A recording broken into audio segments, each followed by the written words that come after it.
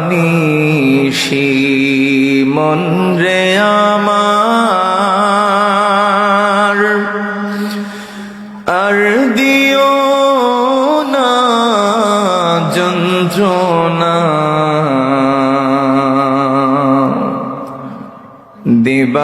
দিবানিশি মন রে আমার আর দিও না যন্ত্রণা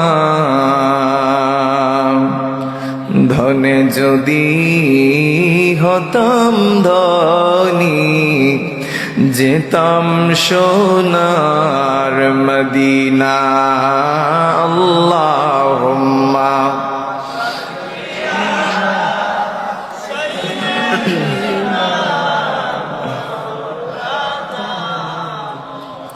وعلى آل سيدنا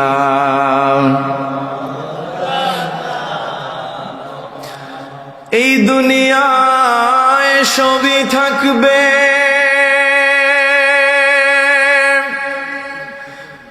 আমরা একদিন থাকব না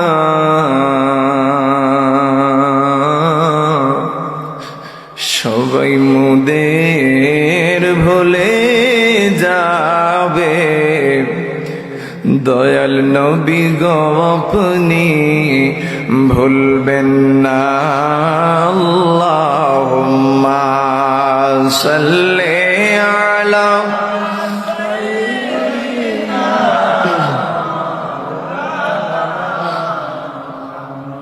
ওয়া আলা আলি সাইয়্যিদিনা সবাই একটু মহব্বতে জোরে সুরে বলুন আল্লাহ আল্লাহ আল্লাহু লা ইলাহা জবান খুলে আল্লাহ আল্লাহ আল্লাহু লা ইলাহা কৌসারের মালিক अपनी कुराने प्रचार कौसारेर मालिक अपनी कुराने प्रचार रोज हाशरे पिलाइबेन रोज हाशरे आवाज দিয়ে বলুন হাউজে কৌসার নবীজি আল্লাহ আল্লাহ আল্লাহু লা ইলাহা হো আল্লাহ আল্লাহ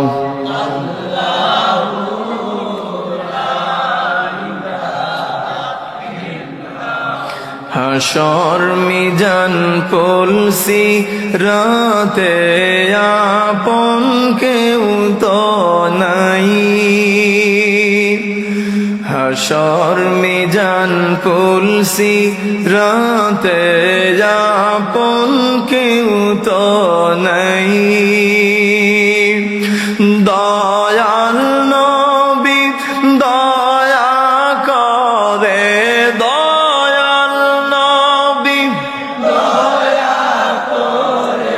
কাছে দিও ঠাই নবীজি আল্লাহ আল্লাহ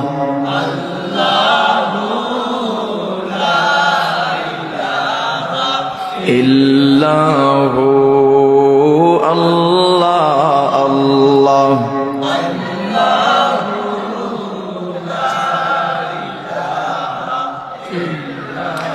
রহমাতাল লিল আলামিন নবী রহমতের ভান্ডার রহমাতাল লিল আলামিন নবী রহমতের ভান্ডার দয়া দয়া করে তরাইবেন দয়া করে উম্মত গুনাহগার নবীজি আল্লাহ আল্লাহ লা ইলাহা একটু চান ভাই ও আল্লাহ আল্লাহ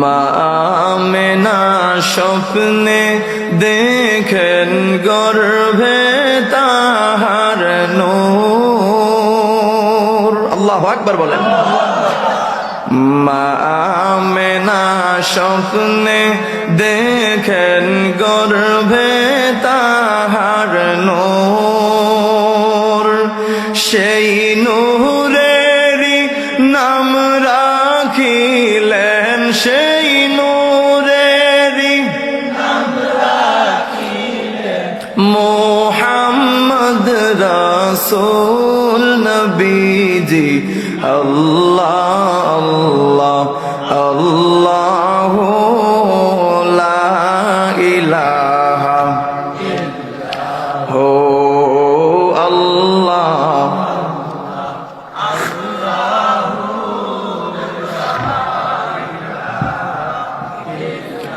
লা ইলাহা ইল্লাল্লাহ মুহাম্মাদুর রাসূলুল্লাহ সাল্লাল্লাহু আলাইহি ওয়াসাল্লাম।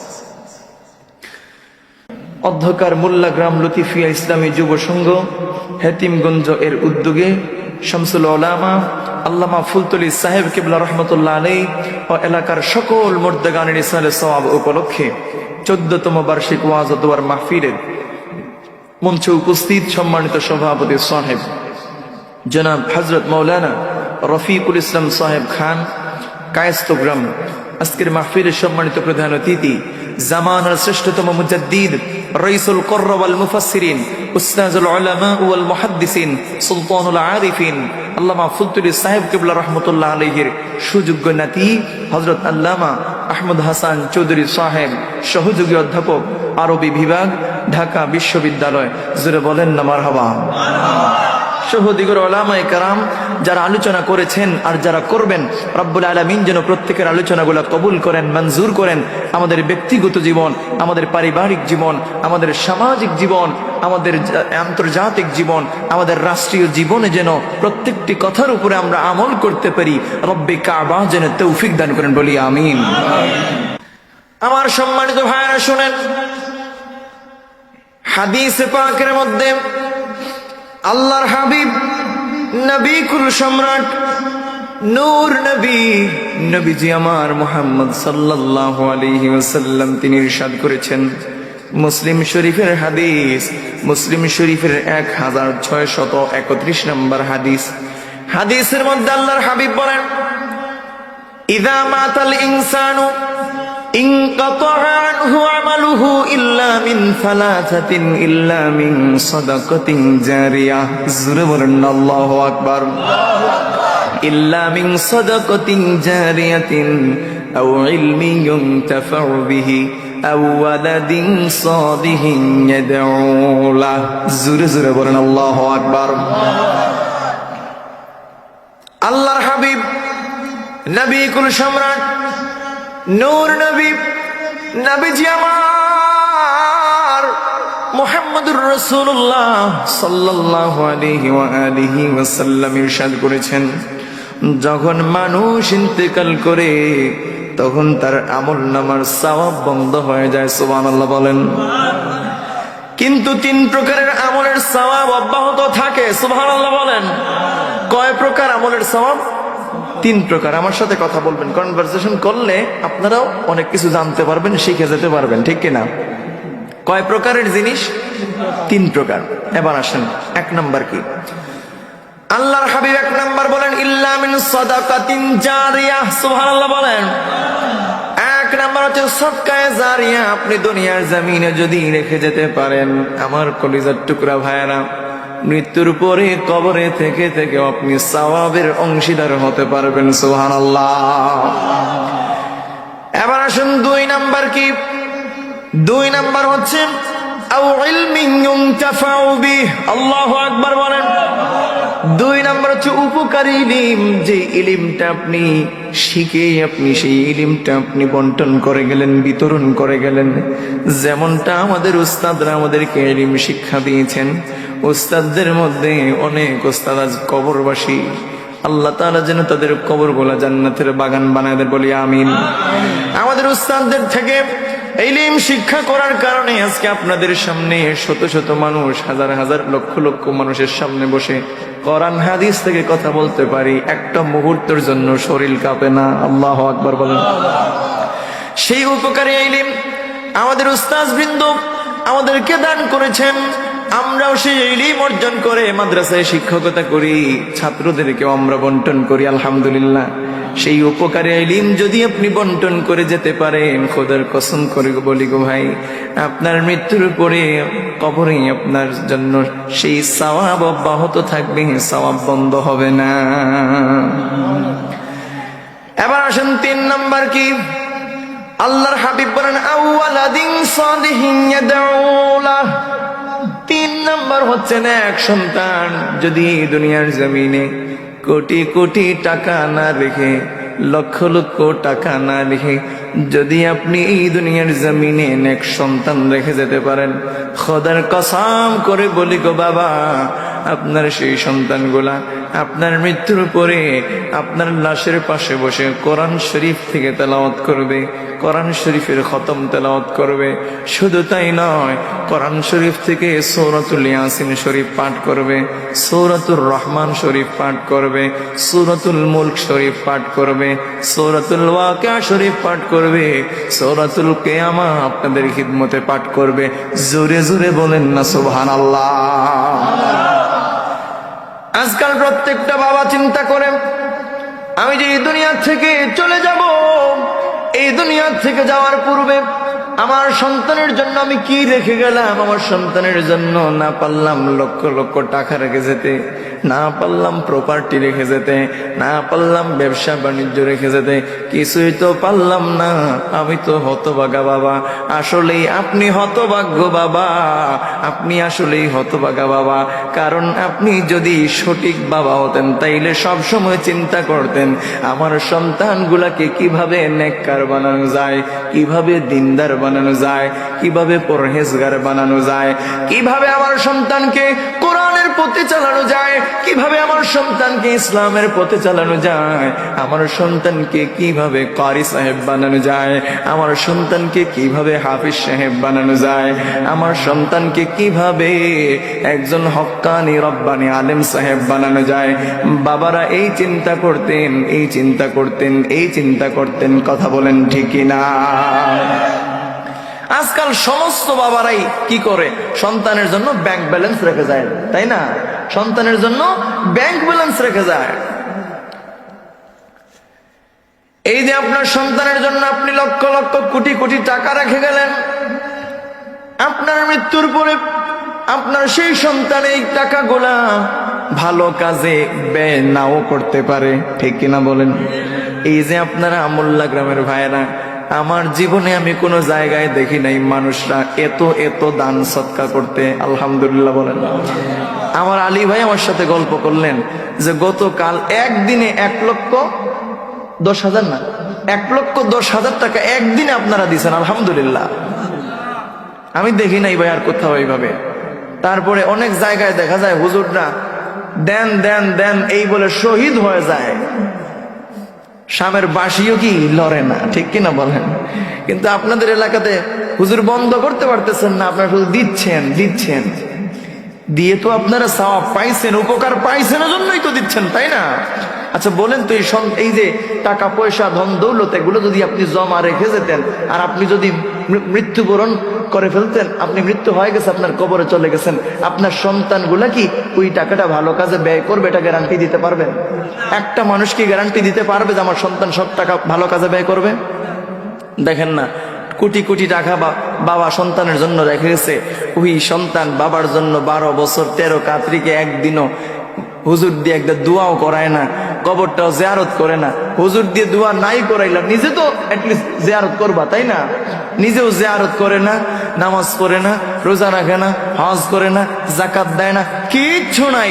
এই সমস্ত টাকাগুলা নাইট ক্লাবে যাইয়া খরচ করে, আছে না নেই? এমন সন্তান কি নাই বাবা? আমার সম্মানিত ভাইয়ারা শুনেন, আপনার সন্তান যদি নেককার হয়, আপনার সন্তান যদি পরহেজগার হয়, দিনদার হয়, মুত্তাকি হয়, আল্লাহওয়ালা হয়, তার ভেতরের মধ্যে সদা সর্বদা সর্বাবস্থায় একটা ভয় কাজ করবে। সেই ভয়টা কার? আসতে বলবেন না মুসলমান ভাইয়ের, আওয়াজ দিয়ে বলেন তিনি কে?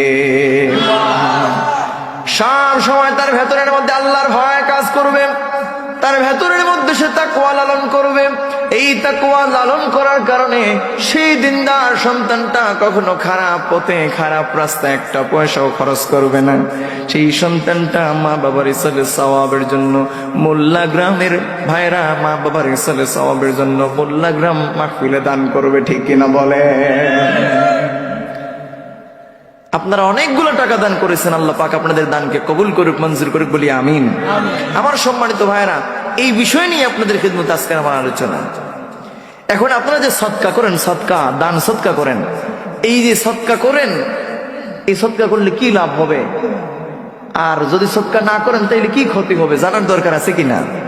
তাইলে আসেন আমরা আগে সদকার পরিচয় সম্পর্কে জানি। সদকার পরিচয় কি? এক নম্বর যে সদকার অর্থ কি?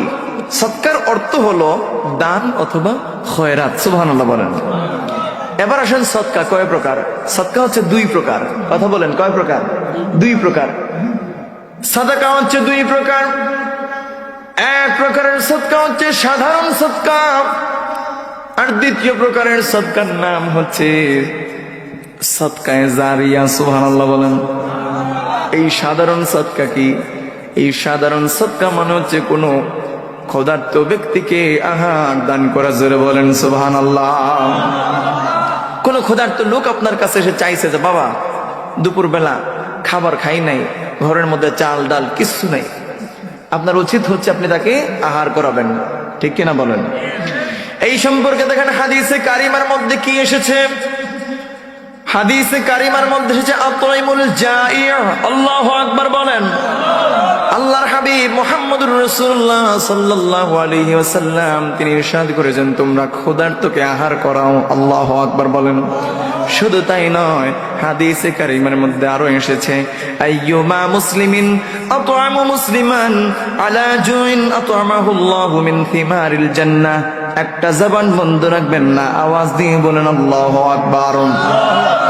আল্লাহর হাবিব নবী কুল সম্রাট নূর নবী নবীজি আমার মুহাম্মদ সাল্লাল্লাহু আলাইহি ওয়া আলিহি ওয়াসাল্লাম তিনি ইরশাদ করেছেন, যে ব্যক্তি ক্ষুধার্তকে আহার করায় আমার আল্লাহ রাব্বুল আলামিন ওই লোকটাকে জান্নাতের ফল সমূহ দ্বারা আহার করাবে। সুবহানাল্লাহর আওয়াজটা এত আস্তে কেন ভাই? আরেকটা আওয়াজ দিয়ে বলেন আল্লাহু আকবার। আমার ভাইয়েরা এখানেই শেষ নয়। আল্লাহর হাবিব মুহাম্মদুর রাসূলুল্লাহ সাল্লাল্লাহু আলাইহি ওয়া আলিহি ওয়াসাল্লাম তিনি ইরশাদ করেছেন, 7টি বিষয়ের প্রতিদান মৃত্যুর পর কবর পর্যন্ত যায়, সওয়াব যায়। সুবহানাল্লাহ বলেন। 1 নাম্বার কি? 1 নাম্বার হচ্ছে দ্বীনি ইলম, যা কাউকে আপনি শিক্ষা দিয়েছেন, আপনার সেই ইলম থেকে অন্যান্য ব্যক্তিরা উপকৃত হয়েছে। আল্লাহু আকবার বলেন। 2 নাম্বার কি? 2 নাম্বার হচ্ছে কোন ঝর্ণা বা খাল খনন করে দেয়। আমাদের সমাজে ঝর্ণাও নাই, এখন ঝর্ণা কম দেখা যায়, খালও তেমন একটা নাই। যদি সম্ভব হয় কোনো অসহায় দরিদ্র এলাকার মধ্যে সুন্দর করে বড় সড়ো করে একটা পুকুর দান করে দিবেন, পারবেন না ইনশাল্লাহ? এবার আসেন 3 নাম্বার। 3 নাম্বার যে কূপ খনন করা। আমাদের বর্তমান সমাজে কূপ নাই, এই জন্য আপনি কূপের বদলে আপনি টিউবওয়েল দিতে পারেন, ঠিক কিনা বলেন? আপনি যদি টিউবওয়েল দান করে যেতে পারেন, এই সমস্ত দানের সওয়াব আপনার কবরে যাওয়ার পরে আপনার কিয়ামত পর্যন্ত আপনার আমলনামার মধ্যে সওয়াব পৌঁছাতে থাকবে। আওয়াজ দিয়ে বলেন সুবহানাল্লাহ। আমার ভাইরা এবার শোনেন, 4 নাম্বার কি? 4 নাম্বার হচ্ছে বৃক্ষরোপণ করা। আপনি বিভিন্ন ফলমূলের গাছ আপনি রোপণ করতে পারেন। বিভিন্ন ফলমূলের গাছ যদি আপনি রোপণ করেন, সেই ফলমূলের গাছ রোপণ করার কারণে মানুষরা সেই গাছ থেকে উপকৃত হবে, ফল খাবে। শুধু মানুষজন না গো বাবা, পশু পাখিরা উপকৃত হবে। কথা বলেন ঠিক না? কাঠবিড়ালি এসে খায় না নারিকেল গাছে নারিকেল? আপনাদের ওইদিকে আছে? কাঠবিড়ালি এসে কি খায়? তোমার কি হয় নাই এখনো? কাঠবিড়ালি এসে নারিকেল খেয়ে চলে যায়। এটা কি তার রিজেক না আপনার রিজেক? তার রিজেক। এজন্য তার রিজেকে যা আছে এগুলো সে খাবেই। এটা আপনি বন্ধ করতে পারবেন না, যতই আপনি বস্তার ভিতরেই ঢুকান না কেন, তারপরও পারবেন না।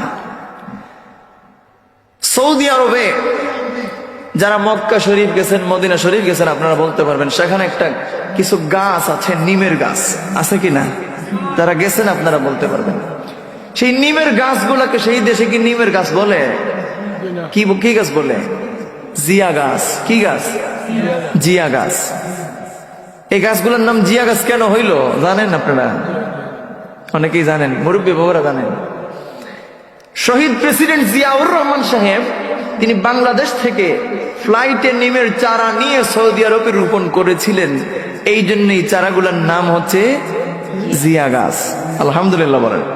তো আমরাও কি বৃক্ষরোপণ করতে পারবো তো? ইনশাল্লাহ, ইনশাল্লাহ। এবার আসেন আমার ভাইয়েরা, 5 নাম্বার কাজ কি? 5 নাম্বার কাজ হচ্ছে মসজিদ নির্মাণ করা। আপনি যদি আল্লাহর ঘর মসজিদ আপনি নির্মাণ করে যেতে পারেন, শুধু মসজিদ নির্মাণ করলেই চলবে না বাবা। এখন আপনার এলাকার মধ্যে বড়সড় মসজিদ আছে, এখন আপনার টাকা আছে, পয়সা আছে, ধন দৌলত আছে, কোনো কিছুর কোনো কমতি নাই। এলাকার ভাইদের সাথে লাগছে আপনার ফিকশন ঝগড়া, এবার নিজের ঘরের সামনে দিয়ে দিলেন মসজিদ। ঠিক কিনা বলেন? এমন অনেক জায়গায় কি নাই ভাই? এক এলাকার মধ্যে 3টা 4টা 5টা 6টা মসজিদও কি আছে। এই ধরনের মনোভাব নিয়ে মসজিদ তৈরি করলে ফায়দা হবে না। মসজিদ তৈরি করতে হবে কার সন্তুষ্টির জন্য? আওয়াজ দিয়ে বলেন, কার সন্তুষ্টির জন্য? মসজিদের খোরাকি হচ্ছে মুসল্লি। এবার মসজিদে যদি মুসল্লি না থাকে, আপনি মসজিদ তৈরি করে কি করবেন? এখানে কি শুধু জিন্নাতরা নামাজ পড়বে নাকি? মসজিদ তৈরি করতে হলে অবশ্যই মুসল্লি থাকতে হবে। জোরে বলেন ঠিক না? আমার ভাইরা আবার শুনেন, 6 নাম্বার কি? 6 নাম্বার হচ্ছে দ্বীনি কিতাব। আপনি যদি দুনিয়ার জমিনে রেখে যেতে পারেন, আপনি দ্বীনি কিতাব দুনিয়ার জমিনে রেখে যাওয়ার কারণে আপনার মৃত্যুর উপরে আপনার সেই কিতাব পড়ে মানুষটা যখন উপকৃত হবে, আপনার কবরের মধ্যে অটোমেটিক্যালি সওয়াব পৌঁছায় দেবেন একজন, তিনি কে? এবার আসেন 7 নাম্বার। 7 নাম্বার হচ্ছে নেক সন্তান। যদি এই দুনিয়ার জমিন আপনি রেখে যেতে পারেন, আপনার সেই সন্তান যত ইবাদত করবে, বন্দেগী করবে, গোলামি করবে, আপনার মাগফিরাতের জন্য আমার আল্লাহ পাকের কাছে সাহায্য কামনা করবে, প্রার্থনা করবে, কান্না করবে, নুনাজারি করবে, দান সদকা করবে, এই সমস্ত ওসিলায় আপনার কবরের মধ্যেও সওয়াব, কথা বলেন না, সওয়াব পৌঁছাবে কি না? আমার সম্মানিত ভাইরা শুনেন, মসজিদ, মক্তব, মাদ্রাসা, এই দ্বীনি প্রতিষ্ঠানগুলো যদি আপনি তৈরি করে যেতে পারেন, এই দ্বীনি প্রতিষ্ঠানগুলো যদি আপনি তৈরি করে যেতে পারেন, আপনার মৃত্যুর পরে এখানে যতদিন পর্যন্ত মানুষজন নামাজ পড়বে, মুসল্লিরা নামাজ পড়বে, বাচ্চারা যতদিন পর্যন্ত এই মক্তবে পড়াশোনা করবে, এই মাদ্রাসায় পড়াশোনা করবে, ততদিন পর্যন্ত আপনার নামায় আমলের মধ্যে সওয়াব পৌঁছায় দেবেন একজন, তিনি কে? এবার শুনেন দান করার ফজিলত কেমন। হাদিস শরীফের মধ্যে এসেছে, তিরমিজি শরীফের হাদিস, عن أنس بن مالك رضي الله تعالى عنه قال قال رسول الله صلى الله عليه وسلم إن الصدقة لتطفئ غضب الرب وتدفع ميتة السوء زربرنا الله أكبر। হযরত আনাস রাদিয়াল্লাহু তাআলা আনহু থেকে বর্ণিত, তিনি বলেন, আল্লাহর হাবিব নবী কুল সম্রাট নূর নবী নবীজি আমার মুহাম্মদ সাল্লাল্লাহু আলাইহি ওয়াসাল্লাম ইরশাদ করেছেন, সাদকা আল্লাহর ক্রোধকে নিভায়া দেয় এবং মন্দ মৃত্যু প্রতিহত করে। জোরে জোরে বলেন না সুবহানাল্লাহ। এবার অনেকে জিজ্ঞেস করবেন আল্লাহর কি আর রাগ আছে? অনেকে জিজ্ঞেস করবেন আল্লাহর কি আর রাগ আছে? তাইলে দেখেন, ক্রোধ নিভিয়ে দেওয়ার অর্থ কি? ক্রোধ নিভিয়ে দেওয়ার অর্থ হচ্ছে আল্লাহর পক্ষ থেকে মাগফিরাত পাওয়া, ক্ষমা লাভ করা। সুবহানাল্লাহ বলেন। আর কি? বালা মুসিবত দূর করা। সুবহানাল্লাহ বলেন। আর মন্দ মৃত্যু প্রতিহত করা, তার মানে কি? মন্দ মৃত্যু প্রতিহত করা দ্বারা উদ্দেশ্য হলো অসুখ বিসুখ, বিভিন্ন দুর্ঘটনায় অ্যাক্সিডেন্ট করে মারা যাওয়া। এটা হচ্ছে কি? মন্দ মৃত্যু প্রতিহত করা। আল্লাহু আকবার বলেন। ও আমার মোল্লা গ্রামের যুবক ভাইয়েরা শুনেন, আজকে যখন ফেসবুকে ঢুকেন, প্রতিদিন কোনো না কোনো মায়ের বুক খালি হচ্ছে, কোনো না কোনো মায়ের সন্তান, কোনো না কোনো বাবার সন্তান মায়ের বুক খালি করে, বাবার বুক খালি করে অ্যাক্সিডেন্ট করে মারা গেছে। এমন শত শত ঘটনা প্রতিদিন ঘটতেছে, ঠিক কিনা বলেন? এই যে হঠাৎ মৃত্যু, একজন যুবক ভাই তার আম্মাজানকে বলতেছে, আম্মাজান আমি একটু হেতিমগঞ্জের বাজারে যাবো। এবার যখন বাইক নিয়ে হেতিমগঞ্জের বাজারে তিনি গেলেন, হেতিমগঞ্জের বাজারে যাওয়ার পরে হঠাৎ করে দেখা গেল একটা গাড়ি এসে দিল তিনাকে ধাক্কা দেওয়ার কারণে অ্যাক্সিডেন্ট হয়ে জায়গার মধ্যে তিনি ইন্তেকাল করলেন, ঠিক কিনা বলবেন? তো এখন বলেন তো, এই যে ভাই হঠাৎ মৃত্যু হয়ে তিনি ইন্তেকাল করলেন, হঠাৎ অ্যাক্সিডেন্ট করে ইন্তেকাল করলেন, এবার তিনার কি তাওবার কোনো সুযোগ আছে? কথা কন না। তাওবার কোনো সুযোগ আছে? তিনি কি জানতেন তিনি মারা যাবেন? যদি জানতেন তাইলে তো খালিস তাওবা করেই তিনি বের হইতেন যে আমি তো আর ফিরে আসবো না, ঘরের ছেলে আর ঘরে আসবে না। ভালো করে সবাইকে জিজ্ঞেস করে, সবার কাছ থেকে বিদায় নিয়ে তারপরে আল্লাহর কাছে খালিস দিলে তাওবা করে ওই লোকটা ঘর থেকে বিদায় নিত।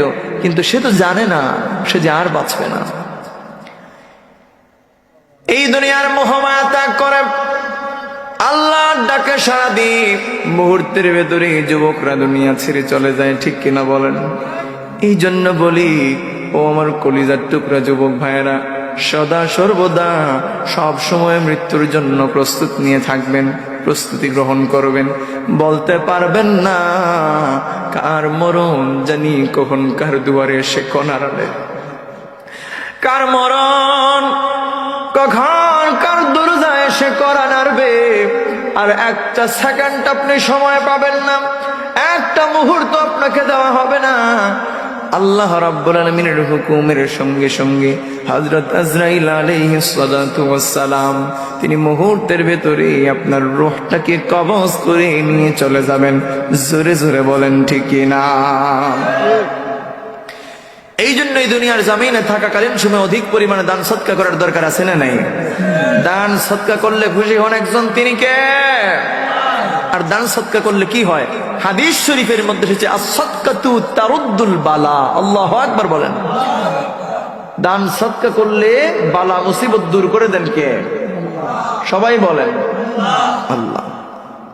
এবার দেখেন, বীরে রুমার নাম শুনেছেন আপনারা? বীরে রুমা, তাহলে শুনেন। বীরে রুমা হচ্ছে একটা কূপের নাম। জৈনক ইয়াহুদি একজন লোকের কূপ। তখন পানির খুব সংকট ছিল, বিশেষ করে মুসলমানগণ ইয়াহুদির কূপ থেকে পানি ক্রয় করে নিতেন, কিন্তু পানি ক্রয় করে নিয়ে পানির সংকট কোনোভাবেই পূরণ করতে পারেন না। এবার যখন হযরত উসমান গনি রাদিয়াল্লাহু তাআলা আনহু তিনি জানতে পারলেন এই ধরনের ঘটনা, জানার পরে উসমান গনি রাদিয়াল্লাহু তাআলা আনহু তিনি সেই ইহুদি লোকটির কাছে গেলেন। ইহুদি লোকটির কাছে যাওয়ার পরে ইহুদিকে বললেন, ও ভাই, আপনার সেই কূপটা আমার কাছে বিক্রি করে দেন। ইহুদি লোকটা বলে, এই কূপটা বিক্রি করা যাবে না। কেন বিক্রি করবেন না? এবার সেই ইহুদি লোকটা ডাক দিয়া বলে, হুজুর এই কূপটা এই কারণে বিক্রি করব না, কারণ এটা হচ্ছে আমার আয়ের সব চাইতে বড় উৎস। জোরে বলেন না সুবহানাল্লাহ। এবার উসমান গনি রাদিয়াল্লাহু তাআলা আনহু বলেন, ও ইহুদি ভাই, আপনি একটা কাজ করেন, অর্ধেক কূপ আমার কাছে বিক্রি করেন আর সম্পূর্ণ কূপের মূল্য আপনি নিয়ে নেন। জোরে বলেন না সুবহানাল্লাহ। ইহুদি লোকটা যখন দেখলো তার লাভ হয়ে গেছে, এবার সে সম্মতি জানালো, সম্মতি পোষণ করলো, ঠিক আছে অসুবিধা নাই, অর্ধেক কূপ আপনি ক্রয় করে নিবেন, কিন্তু সম্পূর্ণ কূপের মূল্য আমাকে দিতে হবে।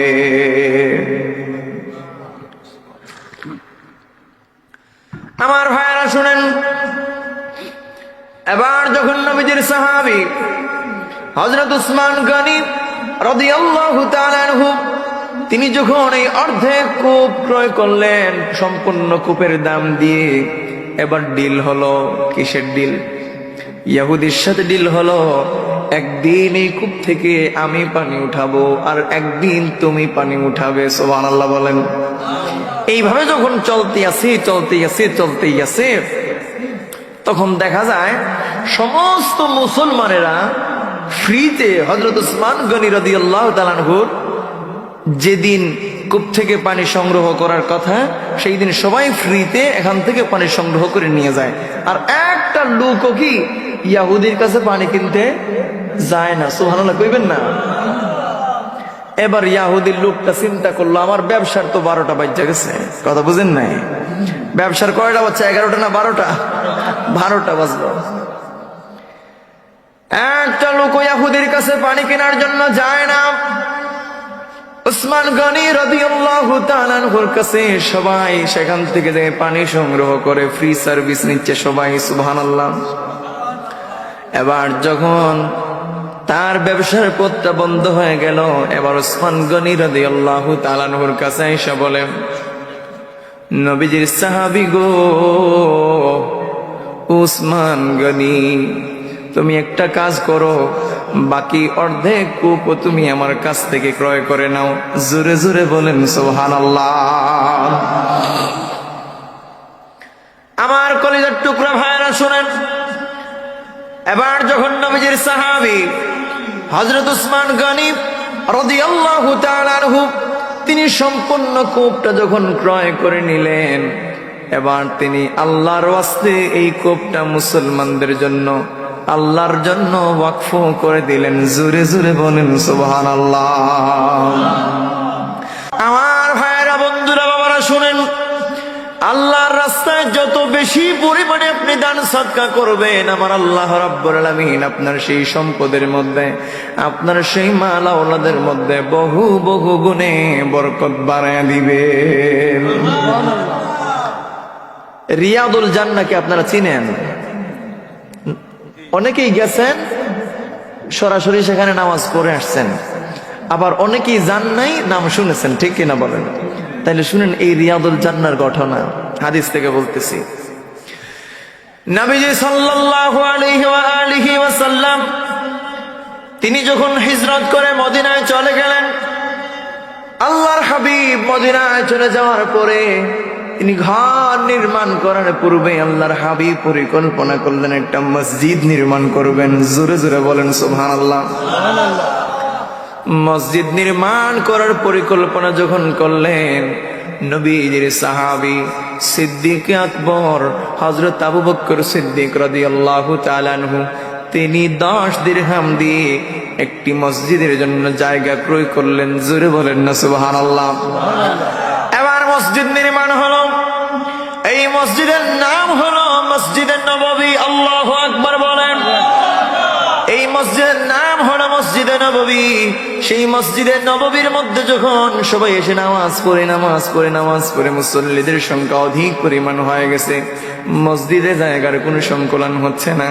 এবার নতুন করে পরিকল্পনা করা হলো, এই মসজিদটাকে আবার মডিফাই করতে হবে, পুনর্নির্মাণ করতে হবে। সুবহানাল্লাহ। এবার মসজিদের সামনেই যে জায়গা, সেই জায়গাটা হচ্ছে একজন বৃদ্ধ মুসলমানের, সুবহানাল্লাহ বলেন, একজন বৃদ্ধ মুসলমানের জায়গা। এবার আল্লাহর হাবিব মুহাম্মদুর রাসূলুল্লাহ সাল্লাল্লাহু আলাইহি ওয়া আলিহি ওয়াসাল্লাম ওই বৃদ্ধ লোকটার কাছে যেয়ে বললেন, আপনি ওই জায়গাটা আল্লাহর রাস্তায় মসজিদের জন্য ওয়াকফ করে দেন। এবার সেই বৃদ্ধ মুসলমান লোকটা বলে, না না, এটা আমি দিব না, এটা আমি আল্লাহর রাস্তায় দান করব না। এবার নবীজি মুহাম্মদ সাল্লাল্লাহু আলাইহি ওয়া আলিহি ওয়াসাল্লাম তিনি ডাক দিয়ে বলেন, তাইলে একটা কাজ করা যায়, আপনি এই জায়গাটা আমাদের কাছে বিক্রি করে দেন। সুবহানাল্লাহ। ওই বৃদ্ধ লোকটা যখন দেখলো এই জায়গাটা আল্লাহর হাবিবের লাগবেই, কথা বুঝেন নাই, এই জায়গাটা কি লাগবেই। যেমন কোরবানির সময় আমরা পশুর হাটে যখন যাই, যাওয়ার পরে কোনো একটা পশু যদি আমাদের বেশি পছন্দ হয়, অনেক সুন্দর, গেট আপটাও বেশ নাইস, এই পশুটা অনেক সুন্দর পছন্দ হয়েছে, পছন্দ হওয়ার পরে সেই পশুটার দাম সে নির্ধারণ করে গেছিল, বাইরে থেকে নিয়ত করে গেছে যে এই পশুটা যদি 70,000 পাই তাইলে ছাইরা দিব।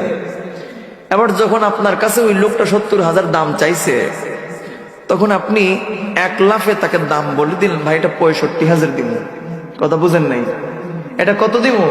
65,000 দিব। এবার ওই লোকটা কি করলো, মনে করলো 70,000 বলাই তো 65,000 এক লাফে বইলা দিয়ে, যদি 80,000 বলতাম তাইলে হয়তো 70,000 এমনিতেই বলতো। কথা বুঝেন নাই। এবার কি করবে, পরবর্তী যে কাস্টমার আসবে, আইসা যখন এই পশুটার দাম যখন জিজ্ঞেস করবে, তখন কি আর 70 বলবে? 70 বলবে না, 80, 85 এইভাবে বলবে। কারণটা কি? তার পশু সুন্দর, মানুষ দাম দিয়ে এটা নিবে, এই জন্য দাম বাড়াইয়া দিছে। আল্লাহর হাবিব মুহাম্মদুর রাসূলুল্লাহ সাল্লাল্লাহু আলাইহি ওয়া আলিহি ওয়াসাল্লাম তিনি যখন সেই বৃদ্ধ লোকটির কাছে বললেন, তাহলে এই জায়গাটা বিক্রি করে দেন।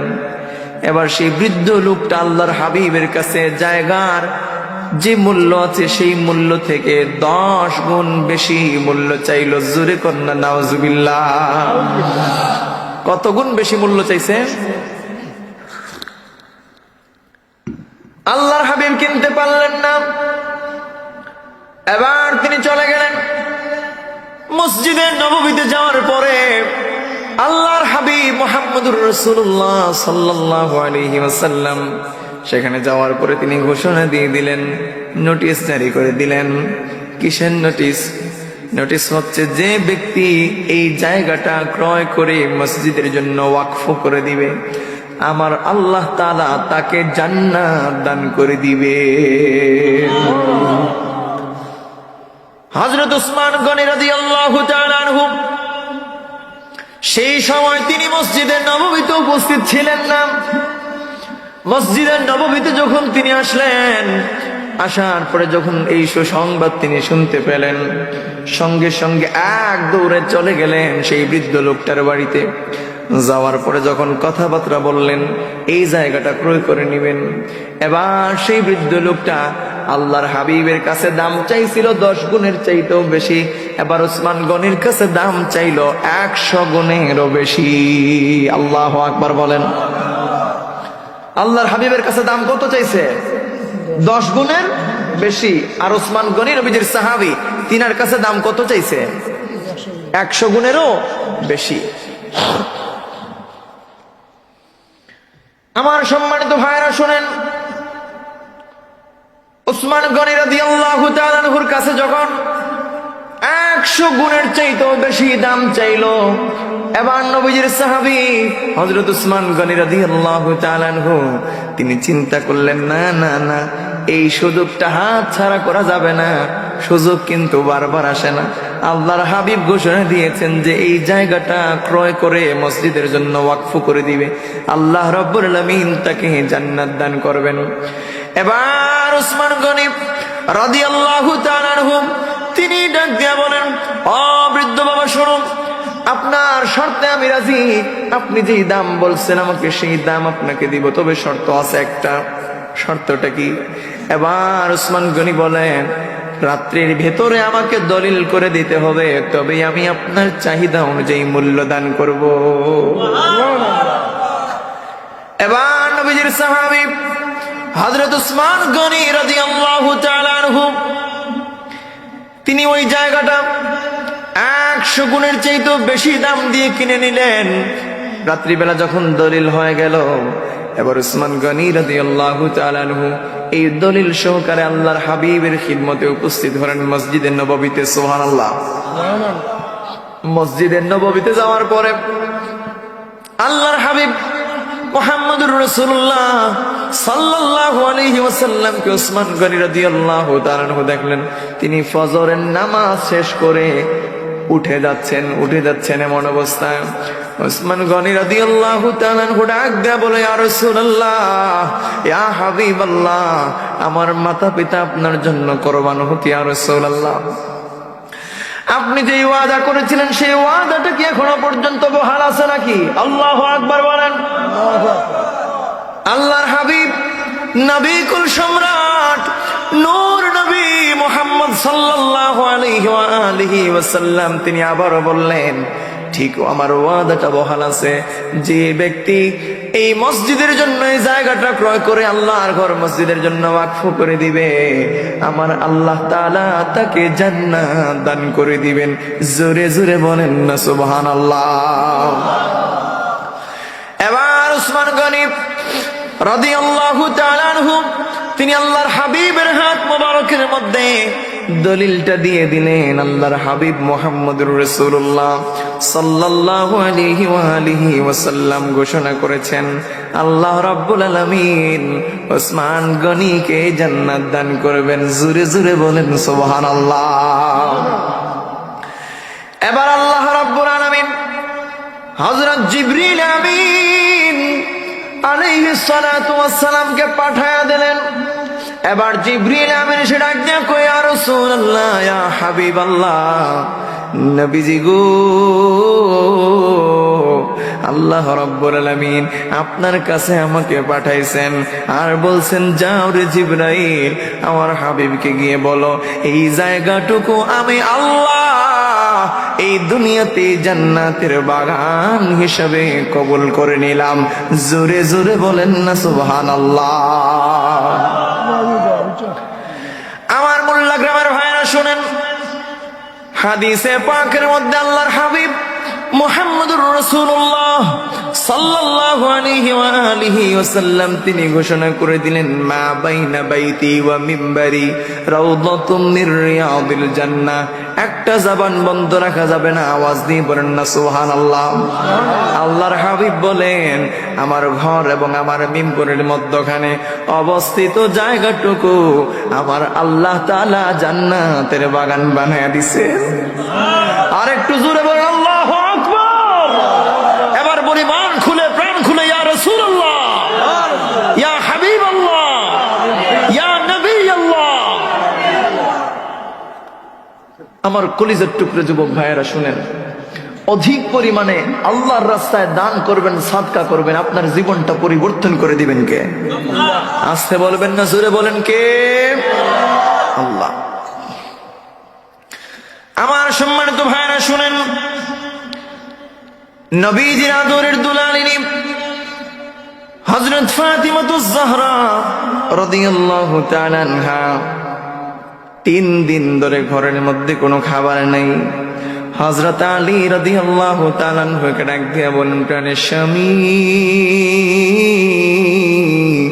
ও স্বামী গো, 3 দিন ধরে ঘরের মধ্যে কোনো খাবার নাই। হযরত হাসান হুসাইন খাবারের জন্য কান্দে কান্দে, প্রাণের স্বামী, আমার পরনের যে চাদর আছে সেই চাদরটা আপনি বাজারে নিয়ে বিক্রি করে দেন। হযরত আলী রাদিয়াল্লাহু তাআলা আনহু সেই চাদরখানা বাজারে নিয়ে গেলেন। বাজারে নিয়ে যাওয়ার পরে 6 দিরহামের বিনিময়ে সেই চাদরটা তিনি বিক্রি করে দিলেন। জোরে বলেন সুবহানাল্লাহ। এবার চাদরটি যখন বিক্রি করে দিলেন, বাড়িতে ফেরার পথে একজন ভিক্ষুক তিনার কাছে হাত পাতল আর বলল, হযরত আলী রাদিয়াল্লাহু তাআলা আনহুকে বলল, আমি বড় অসহায়, দুর্বল, ক্ষুধার্ত, আমাকে দান করুন। হযরত আলী রাদিয়াল্লাহু তাআলা আনহু সবগুলো দিরহাম সেই ফকির মিসকিন ভিখারিকে তিনি দান করে দিলেন। ও ভাই, এই জায়গায় যদি আপনি আর আমি হইতাম তাহলে কি করতাম? কইতাম না নিজের জান বাঁচানো ফরজ? ফতোয়া লাগাইয়া দিতাম না? কথা কন না।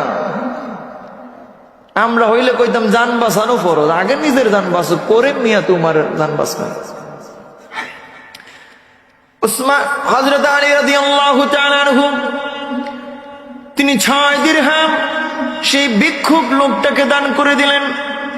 এবার যখন খালি পকেট নিয়ে উসমান গনি হযরত আলী রাদিয়াল্লাহু তাআলা আনহু যখন বাড়ির দিকে রওনা হলেন, এবার পথিমধ্যে তিনি একজন আগন্তুক লোক পেলেন, যিনার হাতের মধ্যে একটা উটের লাগামে ধরে আছেন। এবার তিনি ডাক দিয়া বলেন, আপনি কি এই উটটা কিনবেন নাকি? এবার তিনি ডাক দিয়া বলেন, আমি যে উট কিনবো, আমার কাছে তো একটা দিরহামও নেই। এবার সেই পথিক লোক বলে, আপনার একটা দিরহামও দিতে হবে না, 1 দিরহামও আপনার খরচ করা লাগবে না। আপনি একটা কাজ করেন, আমার কাছ থেকে মূল্য নির্ধারণ করে উটটা আপনি কিনে নেন, 100 দিরহাম আমাকে দিবেন, আর তার চাইতে যত বেশি আপনি পাবেন, যা পাবেন সেগুলো আপনার। সুবহানাল্লাহ। এবার হযরত আলী রাদিয়াল্লাহু তাআলা আনহু তিনি এই কথায় রাজি হয়ে তিনি রওনা হলেন বাজারের দিকে।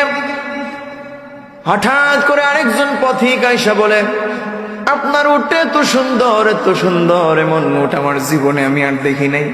আপনার উটটা কত হলে বিক্রি করবেন? আলী রাদিয়াল্লাহু তাআলা আনহু তিনি ডাক দিয়া বলেন, এই উটের কোনো দাম দর আমি করব না, আপনি কত দিতে চান একটা দাম বলে নিয়ে যান। এবার সেই পথিক লোক বলে, এই উটটার দাম আমি দিব 160 দিরহাম। সুবহানাল্লাহ বলেন। আস্তে বলবেন না, আওয়াজ দিয়ে বলেন সুবহানাল্লাহ। এবার যখন 160 দিরহাম দাম সাব্যস্ত হলো, উটটা বিক্রি করে দিলেন। উট বিক্রি করে দিয়ে 100 দিরহাম যার কাছ থেকে ক্রয় করলেন তাকে দিয়ে দিলেন, আর বাকি 60 দিরহাম নিয়ে বাড়িতে চলে গেলেন। বাড়িতে যাওয়ার পরে হযরত ফাতিমাতুজ জাহরা রাদিয়াল্লাহু তাআলা আনহা তিনি কান্না করেন আর তিনি রাগান্বিত হন। কেন রাগান্বিত হলেন? ফাতিমা ডাক দেয়া বলে, প্রাণের স্বামী, আপনাকে আমার একটা চাদর মাত্র দিয়ে পাঠালাম বিক্রি করার জন্য, সেই চাদরটার দাম আর কয় টাকাই হবে? আপনি এতগুলা দিরহাম নিয়ে আসছেন, এই টাকাগুলো আপনি পাইছেন কই? সুবহানাল্লাহ বলেন। ও যুবক ভাইরা, ও মুরব্বী বাবারা, আপনাদের কাছে জানতে চাই, আমাদের বর্তমান সমাজের নারীরা আর ঘরের বউরা কি এমন প্রশ্ন করে নাকি? করে? আপনি চুরি করেন আর ডাকাতি করেন, ছিনতাই করেন, মার্ডার করেন, নাথিং টু সে। কথা বুঝেন নাই? আমার কিচ্ছু যায় আসে না, আমার টাকা লাগবে, টাকা। সোনার কানের দুল পড়তে হবে, সোনার নেকলেস পড়তে হবে, পায়ের মধ্যে সোনার বালা পড়তে হবে। এখন টাকা চুরি করে আনবা নাকি ডাকাতি করে আনবা নাকি খুন করে আনবা, এটা আমার দেখার বিষয় না, টাকা লাগবেই লাগবে। যদি টাকা দিতে না পারো, চাহিদা পূরণ করতে না পারো, তাইলে বিয়া করছো কেন? জিজ্ঞেস করে কিনা? আপনাদের এলাকায় মনে হয় না এই ধরনের মহিলা আছে? কথা তো বলতেছেন না আপনারা। আমার বাবারা শুনেন, নবীজির কন্যা হযরত ফাতিমাতুজ জাহরা রাদিয়াল্লাহু তাআলা আনহা তিনি ডাক দিয়া বলেন, প্রাণের স্বামী, এই টাকাগুলো আপনি পাইছেন কই? কিভাবে এতগুলা টাকা নিয়ে আসছেন? এবার তিনি বললেন, ও ফাতেমা, গুসা কইরো না, রাগ কইরো না, আমি একটা টাকাও হারাম আনি নাই, আমি একটা পয়সাও হারাম আনি নাই। এবার বিস্তারিত ঘটনা সম্পূর্ণ খোলাখুলি বর্ণনা করলেন। এবার যখন খাবার দাবার শেষ হয়ে গেল, রাত্রিবেলা যখন খাবার দাবার শেষ হয়ে গেছে, এবার যখন বিছানায় যাবেন শোয়ার জন্য, এবার দেখেন তিনি হযরত ফাতিমাতুজ জাহরা রাদিয়াল্লাহু তাআলা আনহা অঝোর দ্বারায় তিনি কান্না করতেছেন, চোখের পানি থামছেই না। এবার ডাক দিয়া বলে, ও ফাতেমা, দুধ জাহানের বাদশাহ নবীজি মুহাম্মদুর রাসূলুল্লাহ সাল্লাল্লাহু আলাইহি ওয়াসাল্লামের আদরের কন্যা এইভাবে কান্না করে, আমি আলী সহ্য করতে পারি না। ফাতেমা, কেন তুমি কান্না করো? আমাকে একটু ভালো করে খুলে বলো। এবার ফাতেমা ডাক দিয়া বলে, স্বামী গো, আমি কান্না করি এই দুঃখে, আমরা সবাই তো পেট ভরে রাতের খাবার খেলাম, কিন্তু জানি না গো স্বামী, দুজাহানের বাদশাহ কামলিওয়ালা নবীজি না জানি রাতের খাবার না খাইয়া শুয়ে আছে। এবার আলী ডাক দিয়া বলে, ও ফাতেমা, আর কান্না কইরো না, আর চোখের পানি ফালায় না। ওয়াদা করলাম সকালবেলা তোমাকে নিয়ে দুজাহানের বাদশা কামলিওয়ালা নবীজির দরবারে যাব।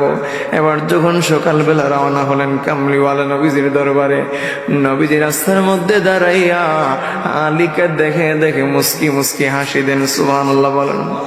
আলী ডাক দিয়া বলে, ও ফাতেমা, নবীজি মুহাম্মদ সাল্লাল্লাহু আলাইহি ওয়াসাল্লাম মনে হয় গতকালকের ঘটনা সম্পর্কে অবগত হয়ে গেছেন। এবার যখন আল্লাহর হাবিবের কাছে গেলেন, যাওয়ার পরে আলীকে জিজ্ঞেস করেন, আলী, গতকাল কার কাছ থেকে তুমি উটটা কিনলা? জোরে বলেন না সুবহানাল্লাহ। কার কাছ থেকে তুমি উটটা ক্রয় করছো? এবার আলী ডাক দিয়ে বলে, ইয়া রাসূলুল্লাহ, ইয়া হাবিবাল্লাহ, যার কাছ থেকে উটটা ক্রয় করছি তিনাকে দেখতে একজন গ্রাম্য আরব লোক মনে হয়েছে। আমার নবীজি ডাক দিয়ে বলে, রে আলী, তিনি গ্রাম্য কোন আরব লোক নন, বরং তিনি হচ্ছেন হযরত জিবরিল আমিন আলাইহিস সালাতু ওয়াস সালাম। সুবহানাল্লাহ কইবেন না? সুবহানাল্লাহ। এবার নবীজি ডাক দিয়া বলেন, আলী, যার কাছে তুমি উটটা বিক্রি করছো তাকে তুমি চিনোনি? আলী ডাক দিয়া বলেন, ইয়া রাসূলুল্লাহ, ইয়া হাবিবাল্লাহ, সেই লোকটাকেও তো গ্রাম্য কোন আরব লোক মনে হয়েছে চেহারা দেখে।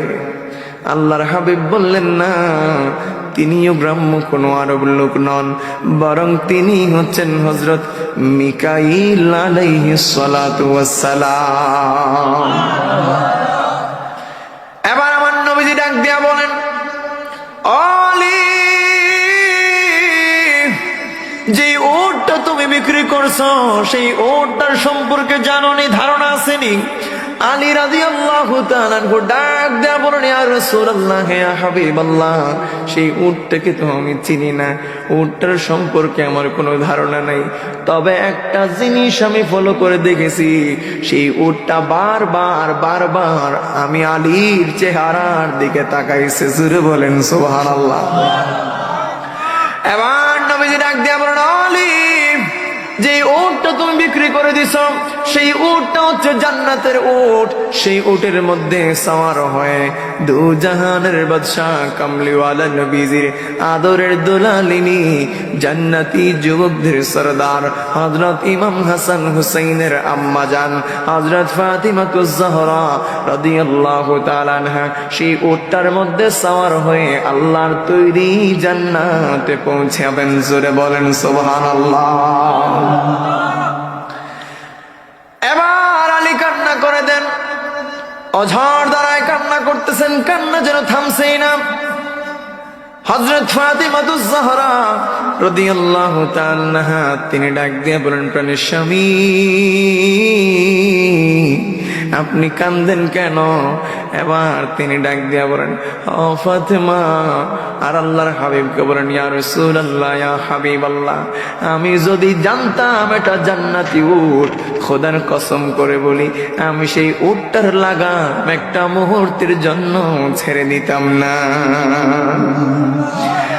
আলী যখন কান্দেন তখন ফাতিমাতুজ জাহরা রাদিয়াল্লাহু তাআলা আনহা তিনি ডাক দিয়ে বলেন, আলী, আর কান্না কইরো না, প্রাণের স্বামী, আর কান্না করবেন না।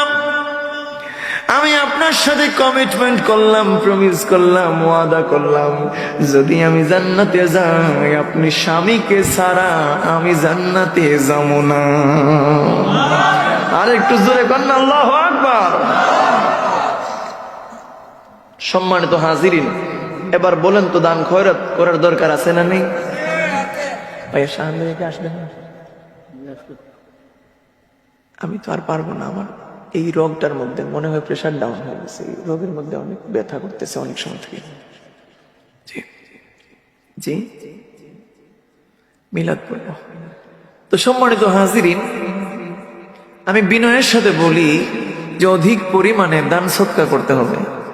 দান সৎকা যদি অধিক পরিমাণে করেন তাইলে আপদ বিপদ বালা মুসিবত দূর করে দেবেন কে? আল্লাহ।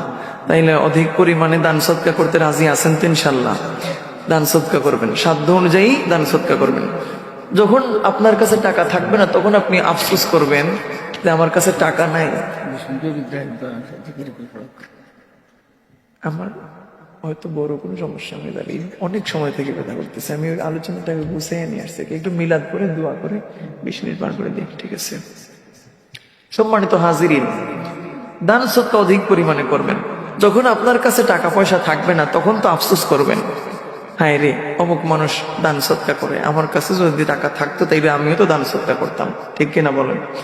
অতএব প্রিয় মুসলমান ভাইয়েরা, যতক্ষণ পর্যন্ত হাতের মধ্যে টাকা পয়সা আছে ততক্ষণ পর্যন্ত দান খয়রাত করতে কৃপণতা করা যাবে না। আমরা যা কিছু আলোচনা করলাম, আল্লাহ রাব্বুল আলামিন যেন আমাদের প্রত্যেকের আলোচনাগুলো কবুল করেন, মঞ্জুর করেন। আমাদের ব্যক্তিগত জীবন, আমাদের পারিবারিক জীবন, আমাদের সামাজিক জীবন, আমাদের রাষ্ট্রীয় জীবন, আমাদের আন্তর্জাতিক জীবনে প্রতিটি কথার উপরে আমরা যেন আমল করতে পারি। রব্বে কায়নাত যেন সবাইকে তৌফিক ভিক্ষা দান করেন, বলে আমিন।